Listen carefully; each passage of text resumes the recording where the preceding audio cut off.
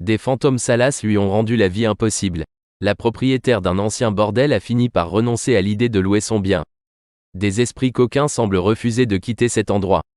Linda Hill a une sacrée histoire à raconter au coin du feu. Il y a plusieurs années, l'américaine domiciliée à Gainesville, Texas, a acheté plusieurs maisons dans le même quartier, dans le but de les mettre en location. Si les affaires de la Texane fonctionnent Si les affaires de la Texane fonctionnent plutôt bien, une des propriétés qu'elle a acquises lui a longtemps posé un sacré problème, raconte. Il s'agit d'une propriété construite en 1840 qui servait à l'époque de bordel, selon Linda. La Texane a rapidement compris que quelque chose ne tournait pas rond avec cette demeure. En moins de 2 ans, 10 locataires se sont succédés.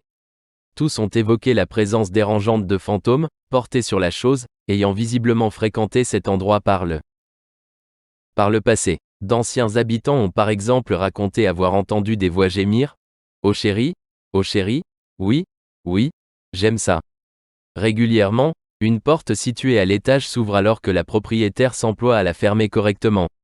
Des visites et des bouquins d'abord sceptiques, Linda a changé d'avis le jour où, en prenant une douche, elle a entendu une voix masculine chuchoter « Tu es jolie ».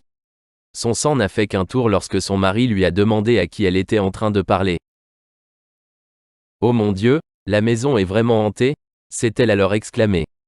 Dans l'impossibilité de louer son bien, Linda n'en a pas pour autant perdu le nord. Elle a décidé d'assumer pleinement le côté flippant de sa propriété en la décorant en conséquence et en organisant des visites payantes. Les curieux peuvent mener leur propre enquête à l'intérieur de la demeure.